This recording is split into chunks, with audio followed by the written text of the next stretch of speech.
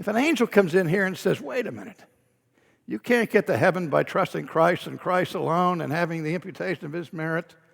And the angel came here and said, for you to really be justified, you have to have inherent righteousness. You have to add works to faith, merit to grace, you to Christ. If an angel from heaven came in here and said that this afternoon, I would take him by the seat of his celestial pants and kick him out of here. Paul says, if anybody teaches you any other gospel, even if it's an angel from heaven, let him be anathema. Let him be anathema. Let him be damned. The pope, the bishop, your priest, your preacher teaches any other gospel than that which you have received, let him be anathema, because there is no other gospel.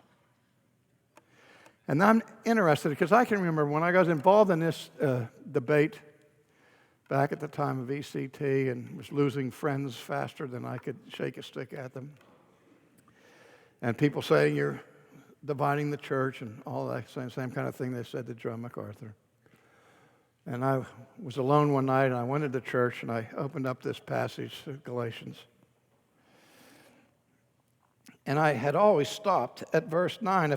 We said before, so I said again, if anyone preaches any other gospel to you than that which you've received, let him be accursed. And I would stop there. This time I went to verse 10. For do I now persuade men or God? Do I seek to please men? For if I still pleased men, I would not be a slave of Jesus Christ.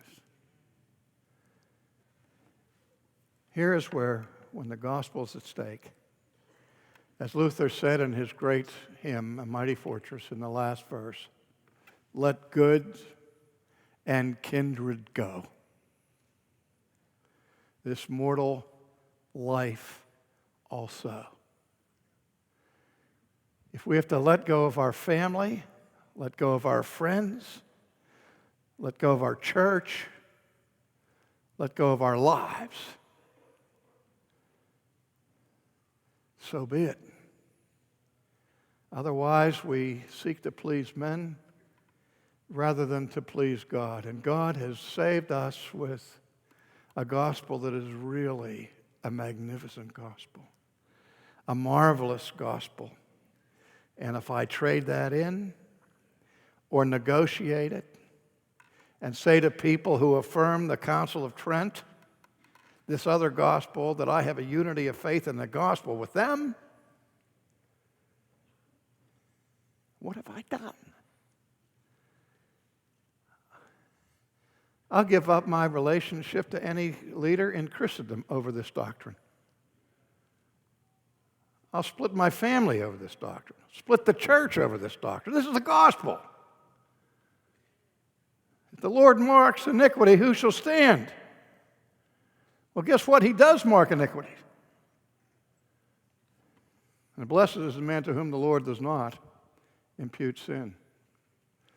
From the Garden of Eden, the first way justification entered the world was how God saved Adam and Eve, by covering their nakedness, by hiding their sin.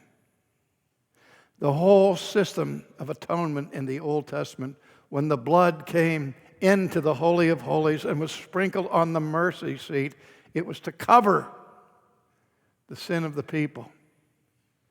That's what the cloak of the righteousness of Christ does for all who put their trust in Him. His righteousness is my covering.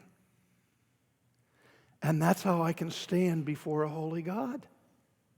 Again, if I have to wait until, through the machinations of the church and the sacraments and all the rest, on purgatory, make me pure before I can be justified, I'm going to sleep in tomorrow morning. Because without sola fide, you're without the gospel. And without the gospel, you're without hope. But thanks be to God who gives us the glorious gospel of justification through trusting in the work of Jesus and the work of Jesus alone, who alone is not only able but willing to save all who put their faith in him.